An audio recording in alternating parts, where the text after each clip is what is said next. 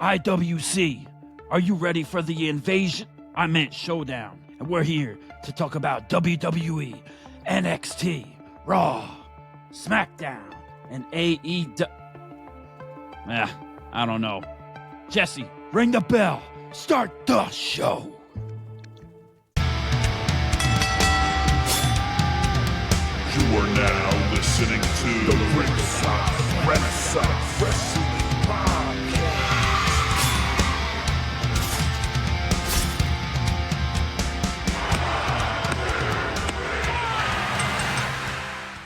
And we're back for another episode of Ringside Renaissance. As seen on Netflix, Busted Open Approved, the bad boys of the wrestling podcast world. Yeah, and we're here talking WWE, NXT, and everything happening in the wrestling world. Ha, ha, ha. Yes. And I'm here with the best co-host, the best tag team partner, the best friend in the world, Pretty Deadly Jesse G and company. And I'm Andrew Kombat Jones. Click, clack. Complex Jones, baby. Soon to be. Coming soon. Ringside Rendezvous late night with Complex Jones, baby. You never know what's going to happen. It's going to be live. It's going to be unfiltered. It's going to be crazy. We're pushing boundaries. That's right. You're going to have to start doing thing. You're going to have to use Big Daddy V's music for the Ringside Rendezvous. You got to have something cooked up. I know in your little musical brain, you got something you're going to have going. You got some really ideas sloshing around up in your head. I do. I have a lot of ideas. I've had people reach out saying they're intrigued, that they want to be guests on the show. I'm still working on the format, but I got some ideas. I got some musical ideas, and it's gonna push some boundaries, and it's gonna shake up the IWC for sure. And soon, hopefully, we'll be vindicated. Also, yes. Should be interesting. I can't wait to see what happens, man. We're really you're making strides, man. You really want to do that Busted Open After Dark, and you're speaking us all into existence. Exactly. I gotta work it in there and come up with a plan and give them an offer that they can't refuse, so to speak. And that's the idea, and I'm gonna stick to it. And just stay tuned, everybody. I'm still working out the kinks. No pun intended. The ropes will be tight, and the gloves will be off, and the lights will be red. You're gonna paint the canvas. I'm gonna paint the canvas, and it's gonna be the red light district of late night wrestling talk. Of course, by Kombat Jones, baby. Yeah, you already know. Yeah. The smooth sounds, yeah. The smooth, slick sounds of the seductive silence of Kombat Jones. That's correct. Wow. But back to our normally scheduled program of Ringside Renaissance. We had a somewhat interesting week of wrestling going on here, starting with SmackDown. I guess we'll get into. There is a lot of news and a lot of other stuff going on and random drama, of course, but SmackDown was interesting. Of course, I guess some of the most talked news from it was the botch people are talking about, right? Of with the triple threat match of Nia Jax, Tiffany Stratton, and Jade Cargill. Was it a botch? Absolutely. Was it a mess up? Absolutely. But, and the referee. I'll include her too. But stuff happens. It is what it is. I'm not going to criticize it and be too mad at it. At the end of the day, I will hold it accountable. But at the same time, I gotta let it slide a little bit because AEW be messing up too, and we don't let that slide. But maybe gotta let a little both slide at the end of the day, and have fun with it because we're all human. We all make mistakes. We all can't be perfect, and it's not easy, And Jay did get busted wide open, and she did go crazy. I kind of don't understand the finish of how it worked out with why they didn't just count the 3 the first time. But we will never know, and it is history, and we will move on from that on to the next SmackDown, and we'll forget all about it. But for people calling for Nia to eat a pin for the next year, a 3 count from everybody, it's just kind of whatever. Yeah. People mess up. It is what it is. And, shout out Dave LaGreca and Bully Ray because Jade Cargill did get busted open, but man, the hard way. And the only way Complex Jones likes to be is the hard way. But things happen, and they compared it to like last year, something similar happened, and the pin, the shoulder not up with the pin, that was a little bit, I guess, a little bit egregious, but whatever. It is what it is. Mistakes happen. Wrestling happens. We move on. But what's the point of having the earphone in your ear and the walkie-talkie, the communications with the gorilla position and stuff like that? If you're the referee, in that position, and while you're going to count what you're going to do and not do, like I don't know, Mm-hmm. But it left it kind of interesting. But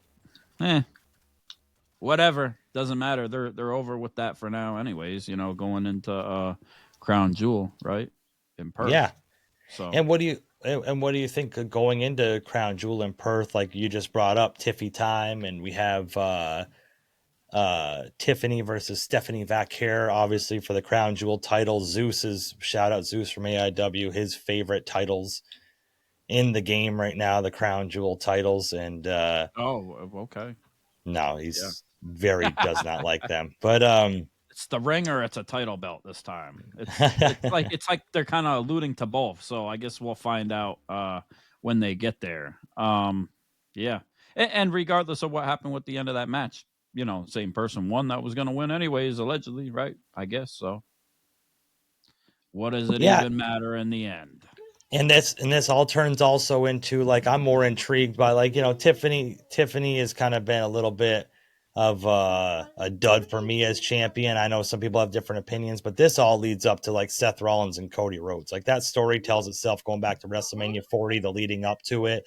Right. Seth and Cody with a tag match against Roman Reigns and The Rock, and trying to defeat the Bloodline and everything else. The story writes itself. They did it in their promo talking about it. And Seth Rollins has a little bit of guilt, maybe a little bit of second guessing himself being in the vision after Cody Rhodes was talking about him being the MVP of WrestleMania 40 and being Seth Rollins, are you my friend? Seth, yeah. Seth, I thought you were my friend, Seth. Are we going to have a classic wrestling match? Are you going to just be with the vision, Seth? What's going to happen at Perth at Crown Jewel? I was never your friend. I don't want to be your friend. God. Lord have mercy. Yeah. Seth, that's not what you said when we were drinking our weekly vodka together. Yeah, what when I was drinking about, weekly vodka with your wife, with Becky, and we were talking about the watch. Yeah. He's holding on to the watch. Early predictions. Cody's won 3-0 on Seth. Seth got to get this one, in my opinion. Seth needs it for the vision. He needs it for the title. It's going to make the title even seem more of a big deal, which is great, honestly, because we've always criticized the World Heavyweight title not being as important as the Universal Undisputed Championship. And with Seth beating Cody with that title and then Seth having the title, I think it elevates it even more and makes it seem more important. And I predict with my crystal ball that watch is going to be used in the finish to take Cody out. And that's how we're going to go. And they're not in Saudi Arabia. So like, I don't think they have influence on the booking. So, I'm sure that, it makes more sense storyline wise, like you said, for the character of Seth Rollins and the vision for Seth Rollins to win the Crown Jewel title. And have that be kind of like the other feather in his cap and everything else. And,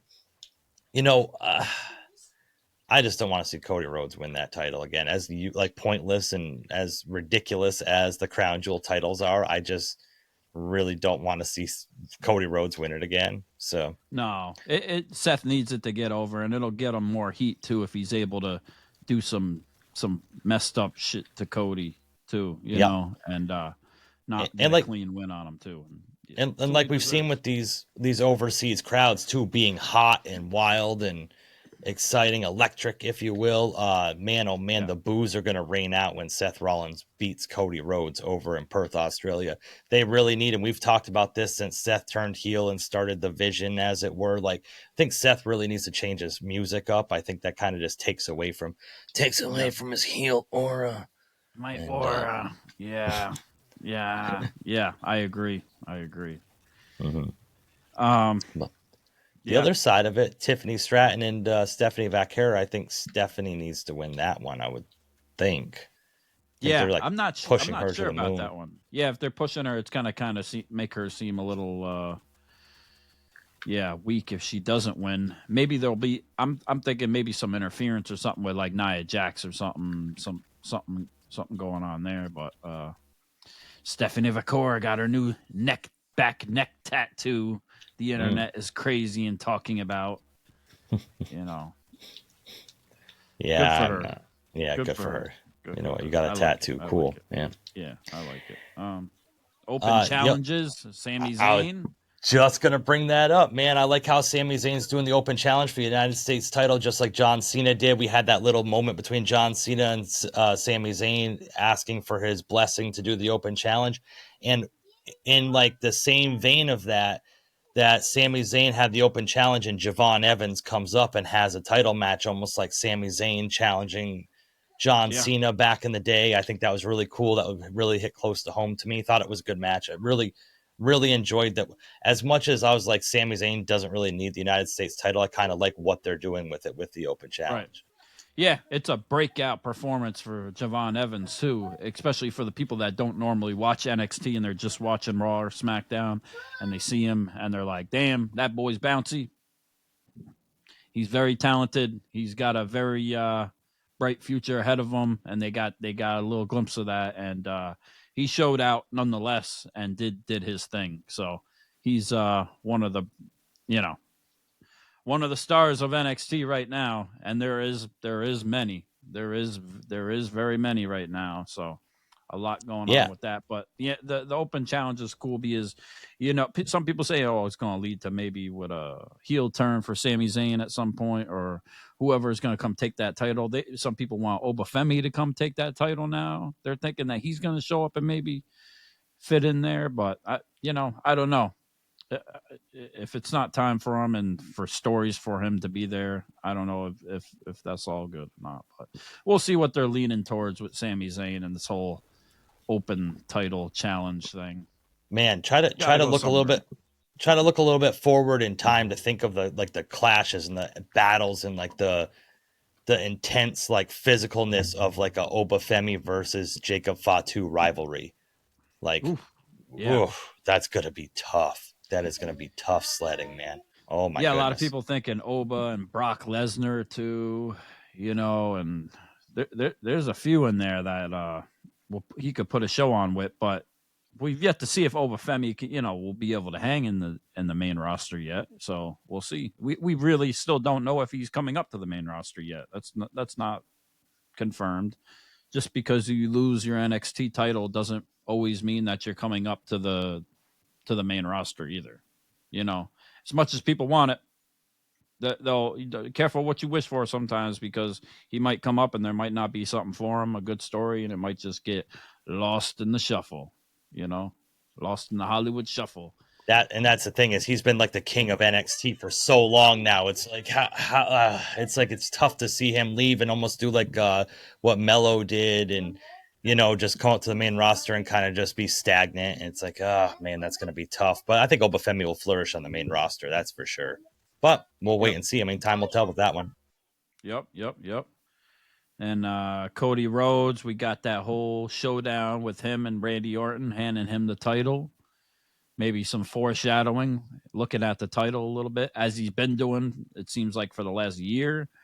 I don't know. It's cool to see Cody and Randy again. I mean, I don't want to see the friendly fights between them anymore, though. You know, if we're going to go on and go down that road, you better turn Randy heel at that point, in my opinion. I agree. Yeah. If it's going to be a rivalry between those two, we need full-on Viper heel Randy Orton. It can't be, oh, we're friends, he's my mentor, shake hands after. Yeah, because that's been a lot of the problem with, I think, some of Cody's matches, and why some may seem his title reign has been a somewhat lackluster, is because of a lot of those friendly matches, somewhat, to a certain extent. And it's just not that heated, and storyline is just not there, where you're not like that invested. You know, not saying that they've had bad matches, or any of those matches have been bad in general, right? But yeah, I think every like feud that Cody Rhodes has really had, especially since he's become champion, is like, are you my friend? Or we used to be friends and now we're it's like every single feud is built off from like a former friendship or a relationship that his opponent had with his dad. Like, well, that's when you every single feud. wrestler, every top wrestler in the back come out and put you up on your shoulder at WrestleMania 40, I mean, it's gonna they got to intersect at some point, you know. But that's the price of being a champ too, at the end of the day, right? Agreed. Everybody's gunning for you regardless, so you know, it is what it is. I'm curious down the line, you know, foreshadowing a little bit going to WrestleMania, because like a lot of people are saying they're still calling for Cody Rhodes and CM Punk at WrestleMania, which I just don't think that kind of fits the story that they're trying to tell with everything. So I don't see that, but I mean, they really left a lot of things unsaid leading up to the Royal Rumble and everything else. So I'm not exactly sure. I really don't know really what direction they're going to go with it. When CM Punk put the title on Cody Rhodes' shoulder and told him, you know, this does a lot to you, it changes you, like, I feel like a lot got left unsaid with that whole angle. So kind of curious to see what they do moving forward with it. Yeah, I mean, that could come back into play at any time. I mean, it could be WrestleMania, it could be way another year after that. Who knows? I mean, it's it might just be their backup plan, or plan B, or plan C, or you know, or plan A if this or that doesn't happen or work out the way they want it to with Seth or whoever. And then who does that leave Seth with? Roman Reigns then too? Or some people want freaking damn Roman Reigns and Cody again. Like, I don't know. I it's kind of at a point with these storylines in both of these shows where it's like we just keep seeing the same thing over and over again every week and I'm not really feeling it as much. Like, the NXT stuff is popping out and grabbing me more. I'm becoming more invested in that right now at the moment. Besides, there's, you know, a few of these storylines, like this Cody and the Seth thing was interesting. They did make it a little more, you know, interesting compared to the week prior, where it was like, the watch, I get it, but you know, I'm not gonna be your friend anymore. I was never your friend. You know, I guess it makes it better, you know. But the whole Braun thing, it's like at the end of every episode, we're just getting Braun versus a tag team. Well, what doesn't make sense to me with that too is like we have the vision with Seth Rollins and Braun Breaker and Bronson Reed, but like we hardly see them like together as like a unit and like working together. Like Seth's doing his own thing, and then the Brauns are kind of doing their own thing. And then we had back at WrestlePalooza, like Paul Heyman doing the Brock Lesnar thing, and it's like, well, what's really going on with that? And it's like, I just feel like they're just kind of just throwing a bunch of irons in the fire, and it's like, it's kind of just not everything's hitting like it used to, or it just seems like everything's just kind of so jumbled up right now. It's like, oh, let's throw this guy here. And I am intrigued about the Roman Reigns and Uso thing going on right now. It's interesting. Yeah. Like, speaking of people speaking on it, it's like the Bloodline story was never really about Roman. It was about Jey Uso. You know, I don't quite buy into that, because Roman held the title that long. I mean, if they're going to morph it into that, that's one thing. I get it. You know what I'm saying? But to say it was planned all the way back then, I don't buy into that whole, you know, conspiracy. You know, I understand that Jey was Roman's first title defense technically or whatever, and it was over all that stuff. But I don't think it was all planned on at that time to be about Jey and for Roman to hold the title that long over Jey. Like Roman's a cash cow there. Like don't play with me. Don't play with me. No. Yeah, no. I mean, it's just a lot of people on Twitter with their crazy theories, and it just at the end of the day, people just want to like manifest something so they can bitch about it. Because I think everybody on Twitter like begs for something to happen, and then when it happens, they complain about it. So I don't really buy into that either. But I honestly think this story is more, this one that they're telling right now is more about Big Jim, because you know, we did see like Braun beating up the Usos and stacking them up, and we had the return of the tribal chief. The OTC1 came back at the end of Raw with a chair. That's his new wise man. And he came out and cleaned house, and then he went out and he embraced Jey in the ring. And everybody's like, oh, you know, Jay's coming for the tribal chief title and everything else. But if you look at the shot, the way they shot it, it was Jey and Roman, and Jimmy was looking on kind of like the odd man out, sitting in the back. He's in the background. Yeah, he's in the background. They definitely did that on purpose. Yes. That wasn't on accident, you know. That wasn't a coincidence. Jay's been talking about Roman, you know. Jimmy threw shots about not having the Oba Femi. Jey was calling Roman. Roman showed up, it looked more like to help Jey out. And you know, going back to SummerSlam, Roman and Jey were able to beat Braun. Jimmy and Jey have not been able to beat Braun.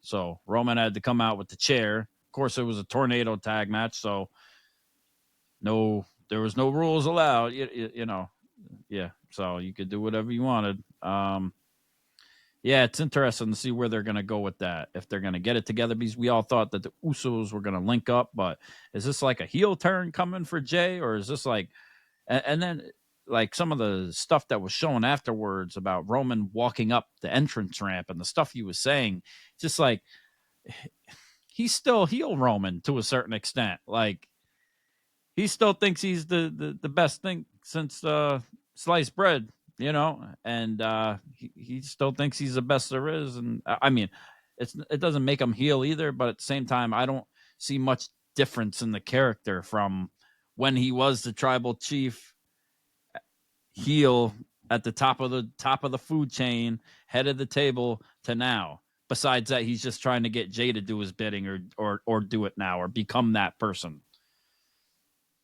Yeah, and it's tough, man, because like, and then Roman Reigns is like made no bones about it. He's a part-time wrestler. He'll come back, he'll be here for a few weeks, and then all of a sudden he'll be like gone. They'll do like an injury angle, and he'll be gone yet again. So it's like, it's hard to build a compelling story with Roman Reigns, especially if he's just a side character, if he's only there every few weeks. Like, it just doesn't grab me as much. If you put the title on him, or when he had the title on him, it was compelling because like the champion shows up and everybody's excited, the champion's there. But now that he doesn't have the championship and he's just kind of involved in these storylines, I don't think it's not grabbing as much as it has in the past, you know?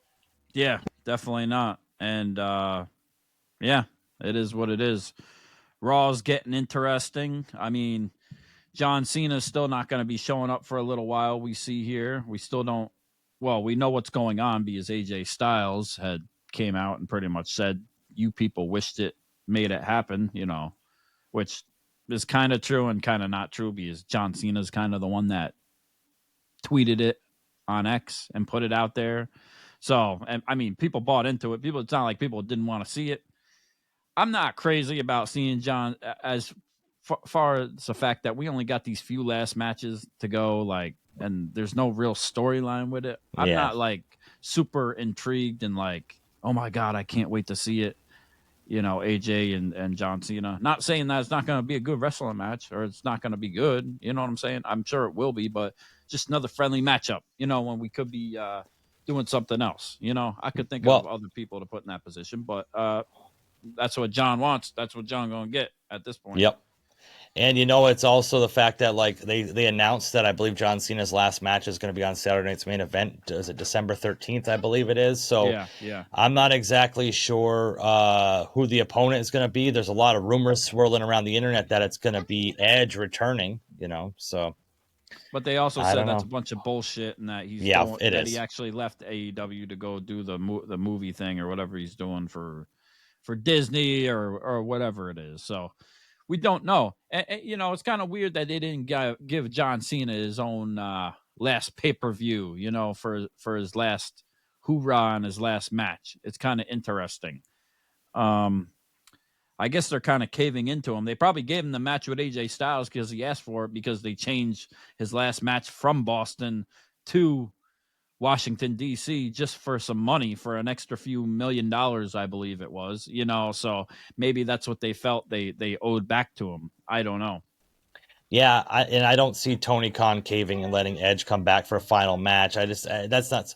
I think it has to be Brock Lesnar, right? Because Brock Lesnar beat him, and I think John Cena's got to conquer it. Like I don't really know. Like what's next for Brock Lesnar? Yeah, you know what I mean. So yeah, and unless they're gonna let that be, and then it moves on, and somebody else gets Lesnar down the road, and it makes that built him up. John Cena built him up, I guess, but might be somebody random. Could be Dominic, could be anybody, could be a gauntlet match with all the people from his career, as people are saying. Could be Joe Henry. Yeah, please no. Could be the Mr. Invincible out there on the internet. Tommy Invincible.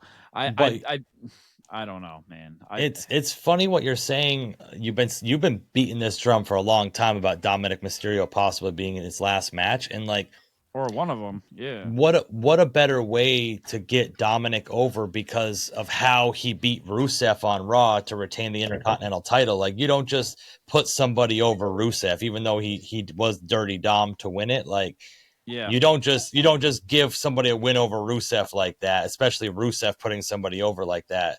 Like, unless they got big plans for him in the future, Yeah. So I think if there's one superstar on the roster, WWE particularly wise, that deserves it or would go over the most or be able to use it the most out of anybody, I do think it's Dominic. Mm-hmm. Yeah, I mean, you got other people you could argue with, but I think Dominic would be able to use that to brag with the most out of it. But at the same time, I kind of want to see John Cena win the last match and go out on top. So I don't know. Yes. Yeah. Like I also had thought about before they started doing this Braun thing and everything else, like Braun Breaker would really benefit from winning a match against John Cena. But with what he's been doing with Bronson Reed and stuff, I'm really just kind of not thinking that that's going to be a thing, or because he's not really a solo thing. So it's like it'd be hard for him to kind of get that push at this time when he's with everybody else, and there's the other titles already on his side and stuff like that. So how is it going to help him at this time? Would it be a great push for him? Absolutely, yeah. But yeah, John Cena at Saturday Night main event, and that's the last time. Like, it's kind of weird. Well, I mean, there could be another surprise. Who knows? Like everybody said, maybe The Rock come out and say, I'm the final boss. You got to come to WrestleMania. I own you still. I still own your soul. You still got one last match. You come into WrestleMania and you're fighting me or you're fighting whoever the hell else. I don't freaking know, but it's possible. We don't know. Imagine how upset the people on Saturday Night's main event would be. They pay like $5,000 or $7,000 for front row seats for it to be John Cena's last match, just for them. Oh, by the way, we tricked you. He's gonna have one more match at WrestleMania after this. I would really be upset about that. It's The Rock, yeah, and he's gonna show up in the pink robe from Dave LaGreca. Ooh, that'd be a good one. Yes. Do you think there's any chance in the world that it would be The Rock versus Cena at Saturday Night's main event, or do you think The Rock would even bother doing a match like that? I guess it's possible, but also I don't know because of The Rock's schedule right now with his movie and all that. I don't know if that would make sense, and he seems pretty invested into that. Yeah, well, this is the thought process I had, because they've been doing they did the whole story with Cody about John Cena being his hero, and John Cena being the guy that Cody Rhodes looked up to, and he wanted the real John Cena back for that match at SummerSlam and everything else. So if you had The Rock come out and destroy Cody Rhodes' hero in his final match, and that sets up The Rock Cody at the next WrestleMania, which I think they've been teasing as the final boss and whatever. So, I mean, Yeah. do you want The Rock to go over John Cena in John Cena's final match, or No, that can't happen. That can't happen. John Cena's got to go over if it's The Rock too. In my opinion, I think that's the best way of doing things. But who knows? Who am I to say? I'm not booking it. I'm not the writer. You know, I haven't been hired to be a writer for WWE. So what do I know? Paul Heyman caused a lot of headlines too, and controversy, and pissed off people in the IWC, mentioning Brock Lesnar and his conspiracy theories and shit, which I could give two mother truckers f's about. Honestly, I don't care. well put. Yeah. I think they're just toying with the WWE universe now with that. I mean, it's just, if you hate it that much, if you hate the WWE that much, you hate the people that run it, you hate what they stand for, you hate the people that they promote, you hate the people that they sign, you hate the people that they give money to, then don't watch it. Same with AEW, same with every other thing, same with every other corporation or company. Just stop watching it and stop talking about it. Nobody cares. I don't want to hear you bitch about it. Shut up. And if you're complaining about it just to be like tribalistic or whatever, don't sit there and then flip around on Twitter or Instagram or wherever you are and then like act like you're a big WWE fan because you just shit all over it and saying AEW is the best. Then every time WWE's on, you sit there and praise it because you want to get your reaction video on a pre-show for WWE. Oh my God, is that? Oh my God, is that? Oh my God, is that? Who is this? Oh my God. Oh my God. Hurricane Helms is back. Oh my, gonna cry. Oh my God. Wow, no. Lord. Oh my God. I hope y'all realize I just seen a picture of Triple H in the Oval Office. So if y'all really that tribalistic about whatever you care about, or you want to bring politics into wrestling and everything else, you might as well stop watching now, anyways. Too, if you don't agree with it, yeah. And ratings are down. Ratings went down for the last SmackDown RAW, but dare I say, the best in the world, the two best in the world, CM Punk and AJ Lee, have not been on or mentioned either. So I believe CM Punk is mentioned to be on Raw, the coming Raw now. Coming up. I was going to say, what happened with him? Do you know exactly what the whole caboodle is with that? So he's been out in LA. I did see he's been promoting that vampire movie. Daybreak. Yes. It's not Daybreak. Whatever it's called. Yeah, the vampire cop kind of LA gang movie or whatever he looks in.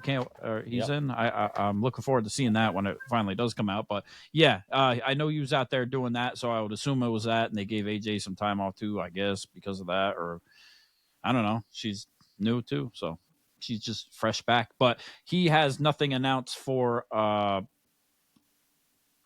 Crown Jewel either, right? Either does AJ. So when he comes back on Raw, will that be what this is going to be for? I don't know. Maybe it'll be a random thing. It's not going to be Seth, right? Obviously, it's not going to be one of the Brawns. I doubt. Obviously, right? Maybe we'll get Dominic Mysterio or something. Yeah, maybe I don't know. I don't know. I think that they're gonna probably bypass him with Crown Jewel because we're probably gonna go with the 5-match model, right? So we already got the 2 Crown Jewel titles. They're gonna do Rhea Ripley and Io Sky versus the Kabuki Warriors because of Rhea being in Australia and everything. So that's 3 right off the rip, and we really don't have anything highlighted from SmackDown. Otherwise, so we're gonna have to get something from SmackDown on there. So please, not the Wyatt Sucks. Howdy LFC, I know you watch our videos and you constantly comment that you watch our videos for us to cover something with the Wyatt Sucks, but give us something worth covering because they suck. Yeah, and notice how they showed up in TNA and all that and raised all that hell, and then they're nowhere to show up to be found in the NXT and the TNA Invasion, or I'm sorry, what do they call it again? Showdown? Yeah, the Showdown. It's not the Invasion anymore. It's a Showdown. Yeah. I was really looking forward to that Invasion title name, too. I just don't. doesn't fall on the right day. But I guess it doesn't, bringing more politics into it. God forbid. So the whole concept of the Wyatt Sucks coming in was to like get back at people that wronged their family or loved ones. Yeah. And then they've and everybody said, "Oh, this was Bray's vision. He thought about this storyline's years in the making. They're just going with Bray's vision." But they pivoted on that, and now they're trying to turn people. They're trying to turn the Street Profits against each other, right? Saying that like they don't respect each other. And it's like, wait a minute, but I thought it was supposed to be people that wrong their family. Now they're causing people to wrong their family. Like, I got a conspiracy theory, and that is that because even with the Wyatt Six has been there, we've seen Wyndham or Thunder or whatever you want to call him, Uncle Howdy, be more of himself. Like we had kind of talked about, he should be just more of himself, like Bray Wyatt was to a certain extent, right? He didn't have the mask on. He's just kind of getting people's ear. Who was doing that before him? That just got released. Karrion Kross. Come on now. And people say, oh, it was Bray Wyatt's vision to do this and do that. Well, guess what else was Bray Wyatt's vision to do stuff with? Karrion Kross.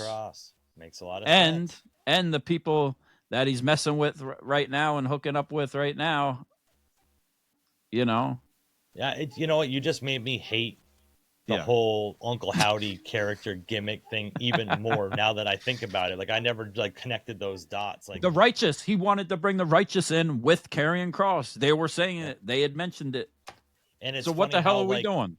You're right, because Bo Dallas is doing essentially Karrion Kross now backstage. Wow, I didn't even think about that, man. Yeah, did they figure they could get it cheaper from him? Did they think they could get it for a cheaper price? I don't know. We got the Killer Kross documentary coming out this October very soon. One Big Work is the title of it. We'll see if Combat Jones is spotted in that at the Killer Smoke show. Who knows? But regardless if he is or isn't, it's going to be interesting to see what he's talking about in it and all that, and where he's leading. He's got a lot of booking coming, so we know he's not going to show up in WWE. But will he show up at some point and take the damn Wyatt Six out and Uncle Howdy and do all this, and or show up with the Righteous sooner or later once they get enough heat and the universe demands him back? Hopefully, we fall and pray so. I don't know. But he's doing good regardless. Yeah, I mean, so is Matt Cardona. They have a match coming up actually, so that's really good. Yeah. Hey, you know who else is doing well that we sang praises for, especially when he was sitting home collecting a paycheck from TK, is Ricky Saints captured the NXT championship over the weekend, man. Like, yeah, I love it. Wow. I love me some Ricky Saints. I'm so happy for Ricky Starks. We know he's got high praises from CM Punk, Cody Rhodes, and all the above. I think going back to seeing him with CM Punk on Collision, he was going to be the next champion from CM Punk. I believe CM Punk was going to put Ricky Starks over sooner or later with that new world championship or whatever they were calling it, the X'd out one that I got back here. Yeah.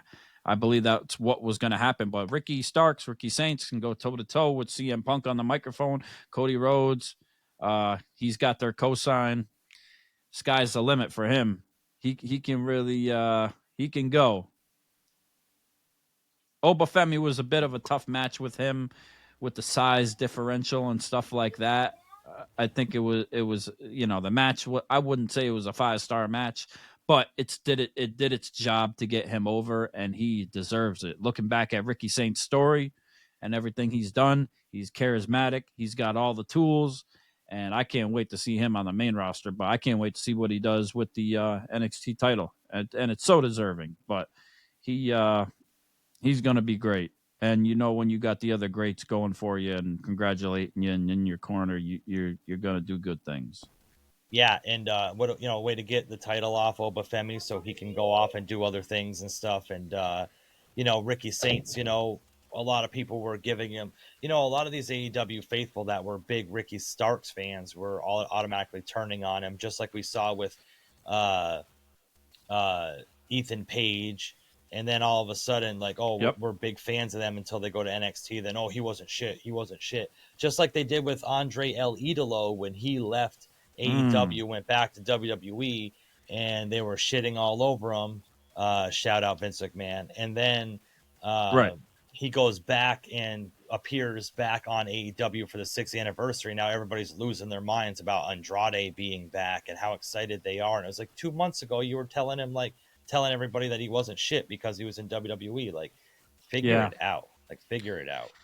Yep, back with he's with Don Callis this time, and they acted shocked and they got it. I mean, if it didn't work out the first time, I don't know how it's going to work out this time, but hopefully it does. I mean, yeah, exactly. You get a paycheck, you're getting paid. It is what it is. Yeah. WWE Raw, I think one of the great stories going on, obviously, is Rhea Ripley, Io Sky, and with Asuka and Kairi Sane. I think, it's a bit over dramatic at some points with what they're doing. I mean, it may be kind of like that cultural thing, you know what I'm saying, to a certain extent, but it is what it is. I like it. I still like it, and I'm still invested in it, and I really like it. And I think, like we said earlier, we think Kairi Sane is the one that's going to get the rocket ship off of this one in the end of the day. Yeah, I was just going to say that. I was literally just going to piggyback off you with that one because, Rhea Ripley's the big star and Io Sky, obviously. Asuka is Asuka. She's great. But, Kairi Sane's really been the MVP of this whole feud that they've been brewing. Yeah. Kairi! Yeah. She can't make up her mind. And she's so nice, too, but then she's just such a straight assassin, too. You know what I'm saying? When she has to be. And it's just a lot of mist is being blown in people's faces. A lot of money shots out there with green mist. A lot of money shots, yeah. A lot of close kicks that are just not hitting and connecting. But, That's true. It is what it is anyway. But yeah, I mean, good storyline, and it could be done a little different at certain points, but I'm still looking forward to it, and we'll see where we go with it, with Io and Rhea on the same team if they're able to take out the Kabuki Warriors and stuff. But Asuka's doing some great heel work right now, really manipulating Kairi and just pulling at the heartstrings of Io Sky at this point, and Rhea's kind of caught in the middle. But Rhea's been through it, so yeah. She's feeling. Can Liv come back though? Come on. Here we go. And I like the continuation of the story of Rhea and Io Sky, because if they've had that whole feud back and forth and Rhea can never beat Io and now they're kind of teaming up. I enjoy that whole I didn't like it when it was hot, them against each other, but them having to team up for a common goal. I kind of enjoying that for what it is. Right. Yeah, it's interesting. It's interesting for Raw. Yeah. I don't know.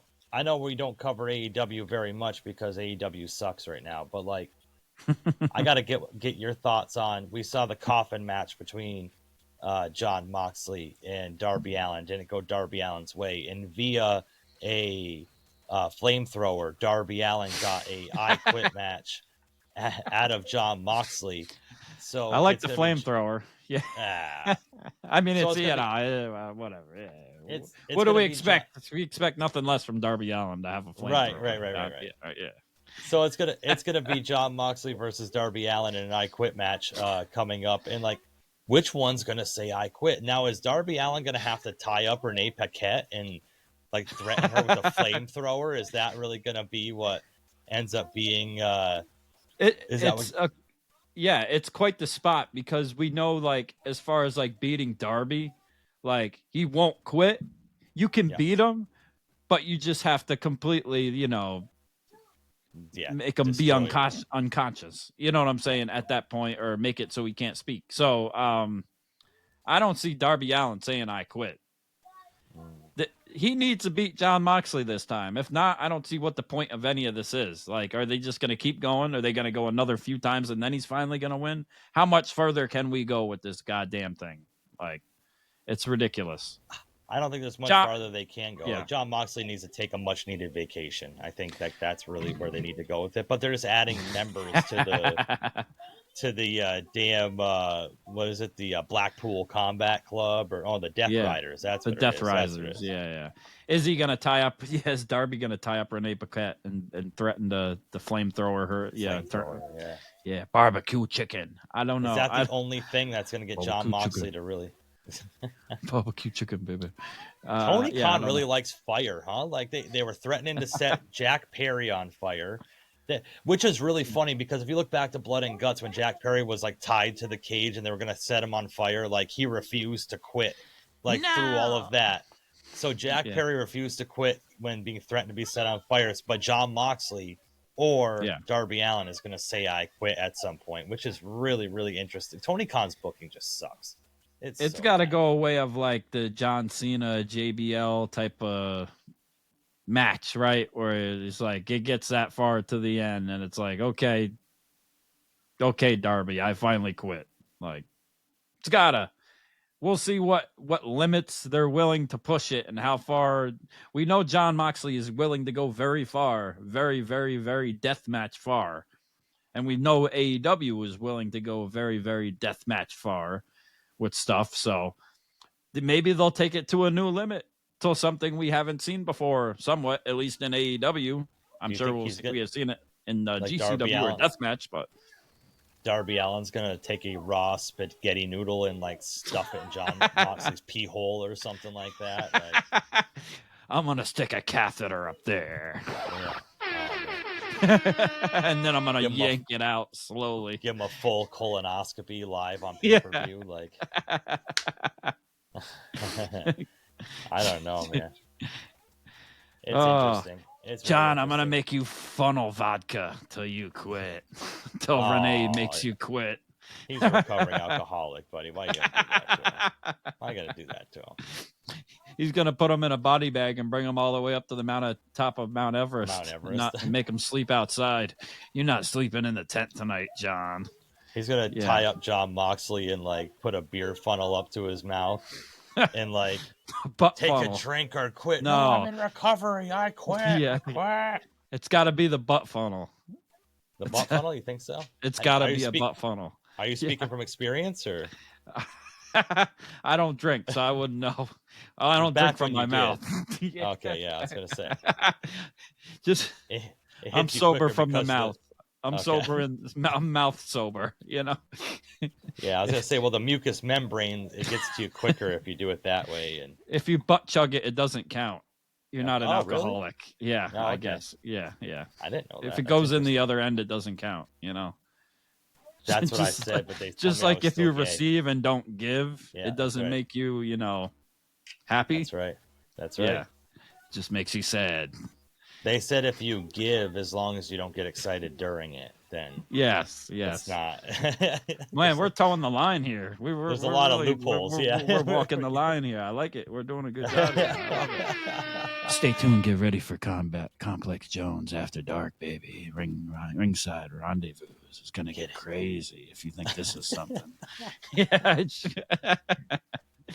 Oh man. Yeah, Raw. It's we'll see what's coming up next because they got to really build for Crown Jewel, and that should be interesting to see where they put Punk in. We'll see if AJ Lee shows up with that. We'll see if Brock Lesnar shows up with that, and how much more build if we're gonna get any more build with John Cena. It's hard to do any more build with John Cena and AJ Styles when we know there's only literally 5 appearances left. So it's like, are you gonna waste an appearance just on a promo? At this point, that's tough. Can he cut a promo from somewhere else and it doesn't count as an appearance? That's what I was thinking. Like he's gonna have to start doing that. Yeah, because that's what they did with the whole AJ Styles John Cena thing. He built that through Twitter. Like he just put out in the universe that he wanted to face AJ Styles, and I don't know. It's kind of interesting having AJ Styles with Dragon Lee now. That whole kind of dynamic is sort of awkward to me. AJ Lee, it's kind of AJ Styles. You know what I mean? AJ Lee, It's a random thing. Hey, we got the Los Americanos. Hey, man. Even though I'm the Sucios de los Sucios, that's me, baby. Okay. But gotcha. Stay tuned for Complex Jones Ringside Rendezvous. You'll find out Tengo why. un monstruo en mis pantalones. Ah, Benito. Grandes huevos, yeah. Compadre, Yeah. yeah. Que pasa? Yes. Señorita, yeah. Oh, yeah, yeah. Bendejo, yeah. That's right. There we go. We got there. Here we go. Shout out Cheech Marin, yeah. The battle lines have been drawn for NXT Showdown. The battle lines have been drawn for NXT Showdown, baby. Yes, and the teams are Ricky Saints, of course. He's the champion. We got Tricky Williams, little Trick Williams, Javon Evans, and Miles Bourne. Which Miles Bourne, he's the one that's dating Stephanie Vaquera now, right? Oh, really? Dating her. He's the one that looks like Randy Orton, the Randy Orton lookalike. I believe so. Yes, yeah. Yeah, that's him then. Yeah, I found that out recently. Yeah, something to talk about on Ringside Rendezvous. But I'm kind of rooting for Team TNA. TNA needs to kind of come off stronger, I think, in this whole situation, especially with Mike Santana, especially because we love him, especially considering the fact that Tricky Williams got that damn TNA belt and won't give it back and won't defend it. And it seems like it's Mike Santana's time to really come up and get that title. So I think they need the lead. And he's got Frankie Kazarian on his side, Moose, and Leon Slater. So that should be interesting, you know? What's interesting is Frankie Kazarian coming in WWE programming, man. And Mike Santana. Mike Santana really deserves it. We've been big fans of Santana since way back at LAX, and then Proud and Powerful, and like that whole run he did, and the solo run he's been doing is really great as well. Shout out to Mike Santana, like really great. His story is really good. His kind of redemption.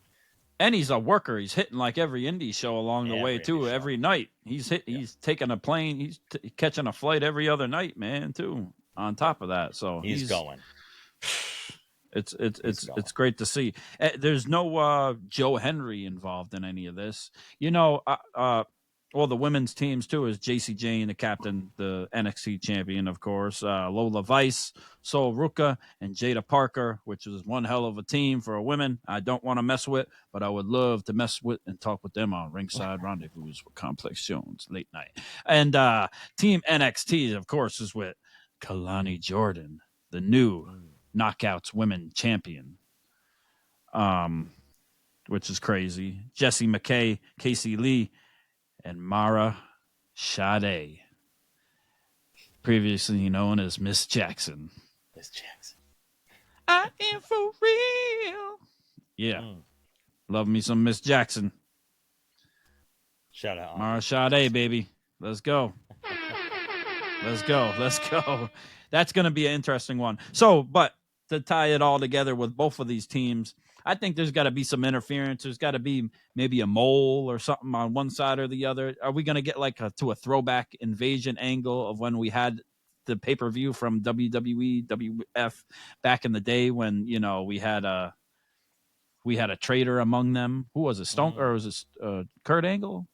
Kurt Angle, yes. Kurt Angle, right? Yeah. I think there's got to be something in there with that. I think how they're going to play it. I don't know. Maybe it'll be clean victories. I don't know. I don't know what if they said like who's winning what at the end of the day. Like if you win, what does it really mean? I don't know. I don't know if there's any real stakes with it other than just the competition and to put the people over. But it is going up against AEW Dynamite that night, this coming Tuesday. So should be interesting to see what we're going to do. But TNA is on the rise. If they continue to do what they're doing with them people, AEW Dynamite might want to watch out with the numbers. They don't want to stay on Tuesday night. But we'll see. You never know, because SmackDown Raw numbers are down, but things fluctuate like AEW does too, allegedly. Even if it's where the best wrestle, it doesn't matter if the numbers are down, right? That's right. So it is what it is. But, I'm the most intrigued and the most invested in the whole TNA NXT thing right now. I'm looking forward to Tuesday. I really can't wait to see, because everybody they got on the roster and on these teams are all great talent. And it should be cool to see.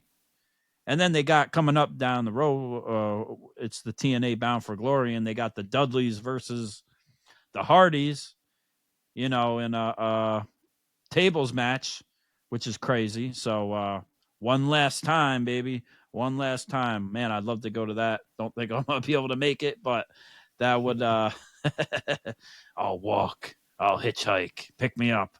I'm going to take my UFO. But yeah, that will be amazing to see, and I think hopefully that's when Mike Santana is going to get his TNA belt back too from Tricky Willie. So should be a good pay-per-view too for TNA. So they're on the up and up too. So, and like they had said too, like they could easily soon be the number 2 wrestling company in the wrestling world. So we'll see. Can they kind of bridge that gap between AEW and WWE and kind of be that in between? Be them tweeners, if you will. They'll be the tweeners of the wrestling world.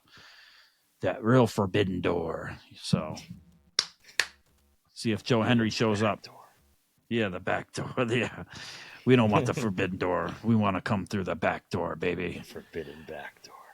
That's what we come. We come through the back door on Ringside Rendezvous with Complex Jones, late night, baby. Yeah. So,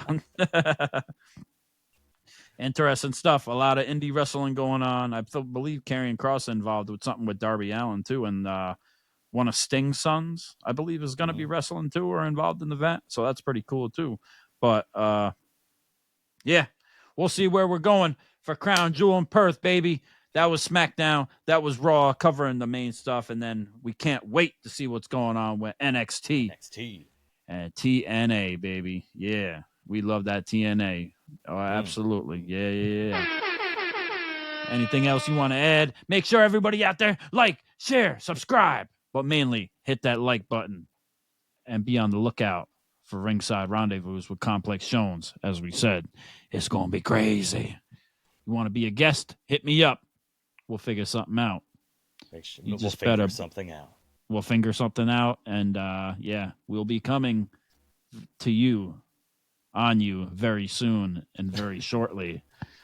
Very hardly and longly. Yes. If you're going to come on, just make sure you wear a bathrobe and you skimpies. Yes. And not Dave LaGreca's pink bathrobe.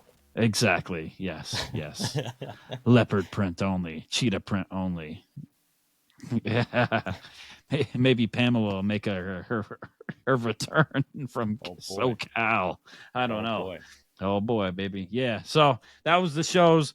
We hope everybody enjoyed the week, and we can't wait to see what happens next. Once again, that's the best co-host, the best tag team partner, the best friend in the world, Pretty Deadly Jesse. Rooting for the Red Sox. And I'm Andrew. Combat Jones. Go New York. Yeah. And you've been listening to the Ringside Renaissance Wrestling Podcast. Peace.